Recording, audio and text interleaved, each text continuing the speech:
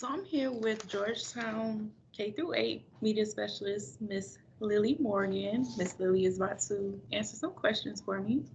How you doing, Miss Morgan? I'm good. How are you? I'm good. Okay, so prior to becoming a library media specialist, what did you do?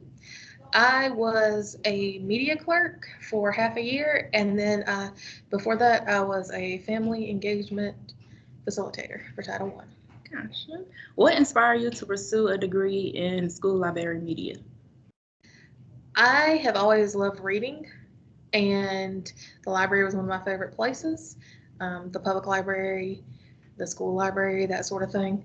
And so um, I didn't actually think of becoming a media specialist until I worked as a Title I family engagement person with the media specialist in Pooler at Pooler Elementary. I was stationed in her library, and I was like, duh, this is awesome. Right. So I decided, I was like, yeah, I want to be a media specialist. So Gotcha. Where did you receive your training or degree? Georgia College State University. Okay. And I actually did library media and instructional technology, so it's a dual certification. Wow. Yeah. Okay, what role do you play within the school as far as a technology specialist?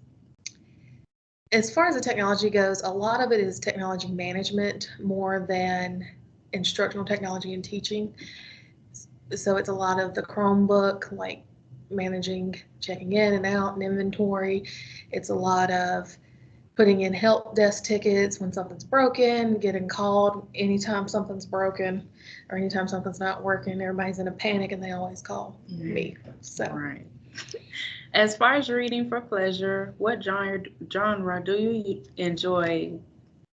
What genre do you enjoy? I like fantasy the most. Fantasy, and then I like YA. So like a fantasy YA series. Okay. What are you currently or have recently been reading for pleasure? I am reading the Crave series by Tracy Wolff, and I am on the third book. Okay. Okay, how do you encourage struggling readers? Struggling readers are encouraged by finding things that they're interested in, finding what they like, what they might have an interest in, and then going from there and building off of that. So if they tell me they like sports, so then we look at sports books first. And then we try to find something on their reading level. So if they are that lower struggling reading level, we try to find an easier reader. And it's all about being very positive.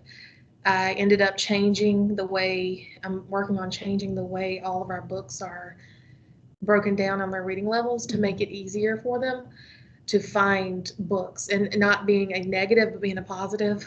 Our lowest readers reading level, that's actually the BR below reading level, where they're doing like those basic 3-letter sight words and that sort of thing, I change it to a star. So I'm like, you're a star reader. And cool. So it just kind of really making it positive and inspiring more than just, oh, you're a terrible reader. Yeah. You get I don't know, the black dot or whatever, something bad. And I don't advertise what the dots mean. Of course some of them will figure it out. Right. But I try to make sure they don't really know. That way they can't say, oh, I'm a purple dot and you're still a star or something. It don't really. And then just being very positive when they choose books too, and not being very strict. If they want to pick a book that's definitely above their reading level, I try to make sure they get one book on their reading level so they're not discouraged while they're reading it, but they still get to read that fun thing. Gotcha. That's a great idea. Thank you. What role do you see the school librarian and the school library playing in the overall reading program of the school? I feel that as a media specialist and the school librarian, you should be the forefront of any reading initiative, any reading plan, anything that, even if they say the word read, you should be next in line in the next sentence, because who better to help literacy and help our students read than the librarian, whose job is to give them those materials, give them those ideas, and help them find things to help them. We're trained to help them pick books. We're trained to help them develop that love of reading. Mm-hmm. So why aren't we in the conversation usually? Why Right. aren't we in the meetings where they talk about new reading initiatives? Why aren't we getting trained on things that the teachers are getting trained on? Right. We should be able to know, we should be able to go in any classroom and teach that second grade student how to read just like a teacher, Right. because we're supposed to be. That's what we're here for. And teachers should be able to come to us. That's where professional development comes in. Mm-hmm. Teachers should be able to come to us and say, hey, I need to co-teach, or I need some help teaching whatever it might be, like these digraphs or these blends, or I need help teaching alliteration or something in the book. Can you help me teach that? That's what we're here for. We're here to support those teachers, and we're here to support those students through that reading. So we should be there immediately. The word read should be our names. Gotcha. Do you normally lead professional development in your school? I do, but I have to request to do it. So, and it depends on what it is. I will say I have been asked to do a couple, but a lot of them I kind of develop and say, hey, I need to do X, Y, Z. For example, with the Bright Space, I have done maybe 2 trainings on Bright Space, and I work with our instructional technology coach that comes in every now and then, and we did one together, and I did one separately. We have Accelerated Reader for our reading program, and I've done a couple on that. I do one at the beginning of the year, like the Welcome Back, which is just technology maintenance and procedures and stuff like that. So there are quite a few opportunities. I even did one that was goal setting, where the students put in, where I show the teachers how to set up goals and to teach their students how to put goals into their accelerated reading program.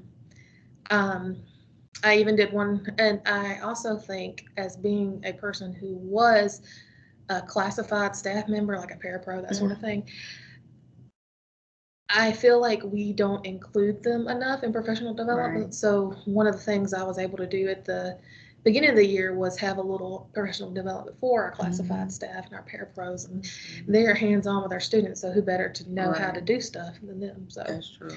Those are some things I try to work on with the staff. That's good. How do you ensure your own continued professional growth? I have been looking into starting the doctoral program for curriculum and instruction and focus on reading again. I'm considering that, but in the meantime, I have started following the Georgia Library Media Association and like the ALA and ASL, just to keep up with like their webinars and that sort of thing. I try to look into a lot of free stuff because it's out there. A lot of like the TEDx education things, those are very good to get new ideas and stay up to date. It's more about, for me, you don't necessarily have the time to really go to as much as I would want to go to like a full conference or this. You might not have the resources, the money, the time. So being able to find some free stuff and watch like a video and then get a new idea, or there's even a community of media specialists like on Facebook, or like blogs, and you can see them post things and they'll talk back and forth with each other. They're excellent. And being able to see those other ideas and maybe going off of that to make my own, what works for me. That's how I keep up with professional development. Gotcha. Okay, so last question. What advice would you give to someone just entering the field of school library media? Be kind to yourself and do what makes you happy. So at the end of the day, you're not going to get everything done. It's not going to be perfect. And at the end of the day, you know, I hate the phrase remember your why, but it's kind of like remember your why. But what makes you happy? Why did you want to go in this? Was it, for me, it was to help other kids feel loved and feel a book and, you know, being able to have a book, because at the end of the day, if there's nothing, you can read or you can have that one thing. So that's my thing. Like if I get nothing done in a day, if I help 6 kids get a book, it's a good day. And then just being kind to yourself is a big one, because I beat myself up a lot my first year with not doing this, this, and this. And I was like, I want this to be perfect and this to be that way. But it's unrealistic. And accepting that you can't do it all in one day, you're one person, Right. you're gonna be burned out very quickly. So it's about finding those little things that make you happy. Like for me, maybe it's story time one day, or maybe it's, I went to a classroom and sat with a kid and read for a little bit, or Right. I talked with a middle schooler about their day. Something to keep you happy is Right. very important in this job, because you can get so burned down from the constant pressure, and then you can only do so much. Right. Prioritize. This, and this have to be done by this date. Get those out of the way, make a plan, and then add the other stuff. Those are very important, that prioritization. Time management. Makes sense. Okay, thank you so much for this interview, Ms. Thank Morgan. you. Good luck.